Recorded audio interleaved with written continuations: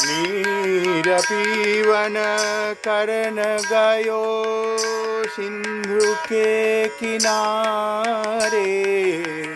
नीर पीवन करन गयो सिंधु के किनारे। नीर पीवन करन गयो सिंधु के किनारे। सिंधु बीच बसत